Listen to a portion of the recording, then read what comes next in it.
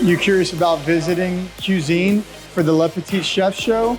Wondering if it's worth the money? Come with us inside, watch the show, and we'll give you a full review on what we thought of the food and whether or not it's worth the money.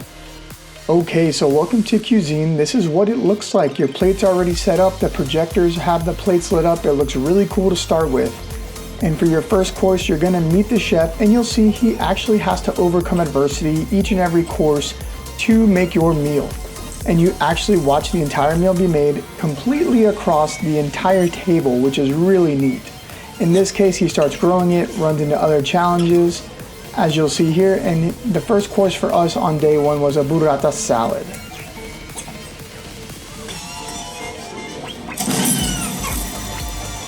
So this is what our plate actually ended up looking like right before they presented us the meal, and I kept filming because I wanted to see what it looked like, and you know, pretty close, I'd say. It looks pretty good.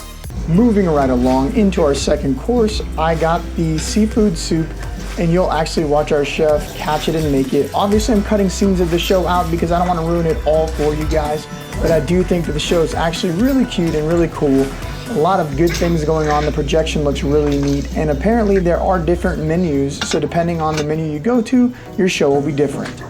Moving right along into the third course, or the main meal, our chef is back at it again in a different setting, preparing your meal.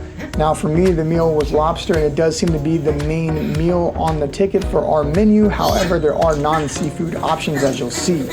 Here you'll see him challenging and having to battle against the lobster so that he can actually prepare it for you. I cut a lot of the show out so that you guys still can enjoy some of it, but this is the general concept of what he's facing here.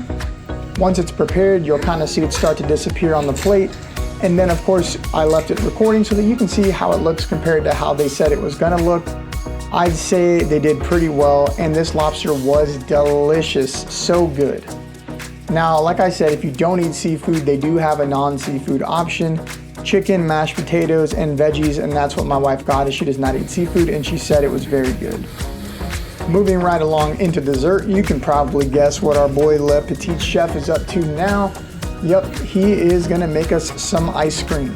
Now I gotta be honest with you, even though he was preparing the ice cream, the waiter actually told us that he recommended the rice pudding. So I had the rice pudding, my wife ended up having the ice cream, but we're gonna show you both of those and what they actually ended up looking like. I actually enjoyed the rice pudding a lot. I thought it was a decent dessert. The ice cream was ice cream. So, you know, my wife said it just tasted like vanilla ice cream, nothing too fancy or crazy here. But our chef does another great job preparing a fantastic meal and providing us with the show. There's the ice cream as the chef prepared, and here's the rice pudding. Now, something I wasn't expecting was a bonus round, but of course here it is. The chef does bring you a gift for the bonus round. I did cut out what it is so that there is somewhat of a surprise here for you guys, but let's go ahead and jump into the full review. So we just got done with Le Petit Chef, and we just want to give you a quick review on what we thought. The show was absolutely adorable, and the food was really good. I'd have to agree. The show kind of felt like I was watching a Disney, like Ratatouille kind of dinner show. That's the kind of feel I got from it. But on top of the show, I felt like the dinner was actually really, really good. The lobster was extremely well. It came out of the shell super easy, and the sauce that it came with was great. Now, I didn't have the chicken like you did, so how was your chicken? Right, I had all non-seafood options. The chicken was super moist, super flavorful, even in the salad. So I got the chicken Caesar salad, and then the chicken with the potatoes. It looked like they should have been frosting. They were really good. Yeah, even the initial like burrata salad was very good, and the cheese was just fantastic that came with it. It was a super great touch. I really thought that it was great, and typically I feel like these kind of show dining experiences are more about the show, kind of like Test Kitchen on Virgin, or even the Alice in Wonderland themed Wonderland restaurant on Royal. This one, however, I felt like they really did a great job at giving you dinner and a show where dinner was just as good as the show, if not better. Right, no, they nailed it. It was cute. We would go back. Yeah, the manager was telling us that on the very last night, they actually switched the show up and have a completely different menu.